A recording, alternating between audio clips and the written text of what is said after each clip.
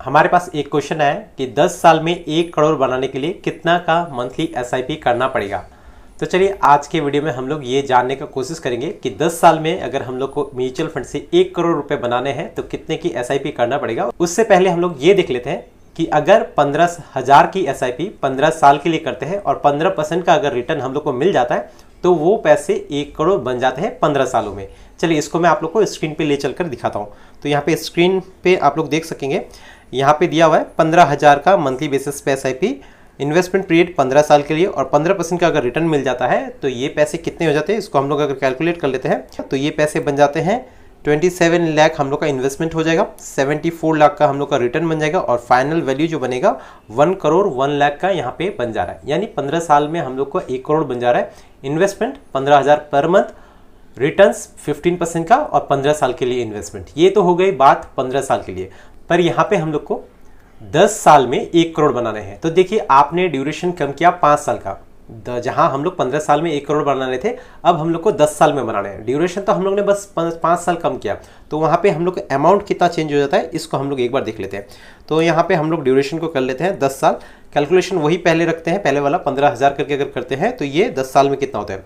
तो देखिए 10 साल में आधा पैसा भी नहीं बना, जहाँ पे 1 करोड़ रुपया बन रहा था 15 साल में, पर 10 साल में वो बस 41 लाख का बन रहा है। इन्वेस्टमेंट 18 लाख का हो रहा है और रिटर्न 23 लाख बना के टोटल जो अमाउंट बन रहा है 41 लाख का। जो कंपाउंडिंग होता है वो लास्ट ईयर में होता है, आप जितना लंबा चलेंगे वहां उतना ज़्यादा कंपाउंडिंग होगा।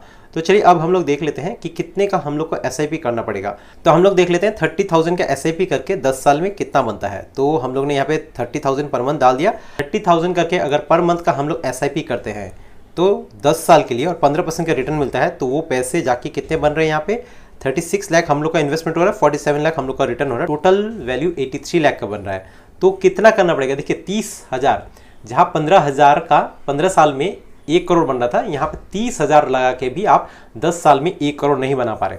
30,000 में पर मंथ में तो 1 करोड़ हम लोग नहीं पहुंच पाए, 30,000 से हम लोग 83 लाख तक पहुंच पाए। तो देख लेते हैं कि कितना करके मंथली हम लोग को करना पड़ेगा ताकि हम लोग यहाँ पे 1 करोड़ तक पहुंच पाए। तो 36,000 करके अगर हम लोग पर मंथ करते हैं तब जाके हमारा जो है रिटर्न बनेगा 1 करोड़।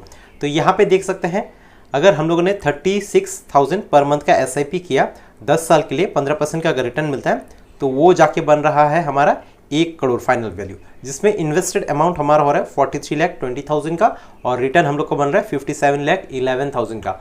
तब जाके हमारा बन रहा है 10 साल में 1 करोड़ रुपया।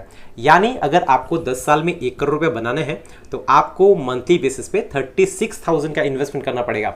यहाँ पे बात को समझिए, जहाँ पे हम लोगों ने 15 साल के लिए 15,000 का एसआईपी किया था और 15% का रिटर्न दोनों में हम लोग ने सेम लिया, 15% का रिटर्न।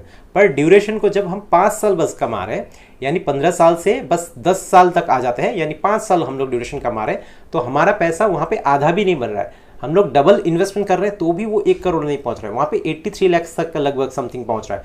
पर जब हम लोग 36,000 का इन्वेस्टमेंट पर मंथ के हिसाब से कर रहे हैं तब जाके हमारा 10 साल में 1 करोड़ बन रहा है। तो इसलिए जितना जल्दी आप इन्वेस्टमेंट स्टार्ट कीजिएगा म्यूचुअल फंड में उतनी जल्दी ही आपका जो है 1 करोड़ बनेगा। तो यहाँ पे आप लोगों ने टाइम का वैल्यू को समझा कि लास्ट आने वाले 5 ईयर्स में पैसे जो है बहुत तेजी से कंपाउंड हो रहे हैं। मान लेते हैं कि 2 भाई है, एक भाई ने आज से 5 साल पहले 15,000 का एसआईपी स्टार्ट कर दिया और उसने सोच रखा है कि 15 साल तक वो एसआईपी करेगा, उसके बाद उसका 1 करोड़ बन जाएगा।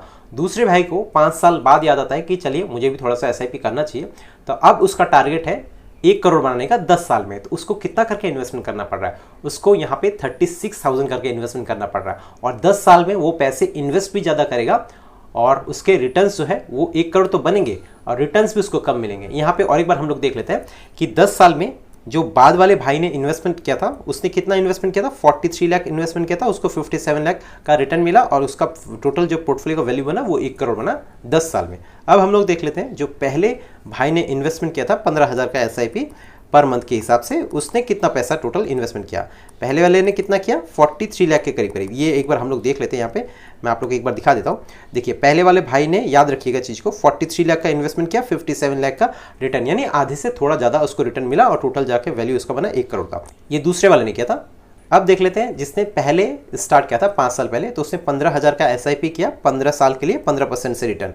इसको अब हम लोग कैलकुलेट कर लेते हैं। तो यहाँ पे हम लोगों ने कर लिया कैलकुलेट। अब देखिए जिसने 5 साल पहले इन्वेस्टमेंट स्टार्ट किया था उसने टोटल कितना इन्वेस्ट किया, 27 लाख। दूसरे वाले ने कितना इन्वेस्टमेंट किया, 43 लाख। डिफरेंस 16 लाख का। 16 लाख इसने कम इन्वेस्टमेंट करके भी ये 1 करोड़ तक पहुंचा है। इसके रिटर्न 74 लाख है। और जिस भाई ने बाद में इन्वेस्टमेंट स्टार्ट किया उसका रिटर्न कितना था, 53 लाख का। और टोटल दोनों का कॉर्पस बन रहा है 1 करोड़ का। तो जिसने आज से 5 साल पहले स्टार्ट किया उसका अमाउंट भी इन्वेस्टमेंट कम हो रहा है और उसका रिटर्न भी ज़्यादा बन रहा है। और जिसने स्टार्ट लेट से किया वो इन्वेस्ट भी ज़्यादा कर रहा है और उसके रिटर्न्स कम बन रहे हैं। दोनों के 1 करोड़ तो बने। पहले भाई ने 15,000 लगाया था, दूसरे भाई ने 15,000 के जगह 36,000 लगाया, यानी डबल से भी ज़्यादा लगाया। उसके बाद जाके उसका 1 करोड़ बना 10 साल में। तो इस चीज़ को समझना बहुत ज़्यादा जरूरी है कि इन्वेस्टमेंट जितनी जल्दी स्टार्ट करेंगे उतना जल्दी ही आपको अपना वेल्थ क्रिएट होते हुए दिखेगा। तो चलिए, होप आप लोग को समझ में आ गया होगा कि आपको अगर 10 साल में 1 करोड़ रुपए बनाना है तो कितने पैसे का इन्वेस्टमेंट करना है। तो आपको 10 साल में बनाना है या 15 साल में, या आपने पहले से इन्वेस्टमेंट स्टार्ट कर चुका है, तो इसको आप कमेंट सेक्शन में जरूर से बताइएगा। आज के लिए बस इतना ही। मिलते हैं फिर कल और एक वीडियो के साथ। तब तक के लिए बाय।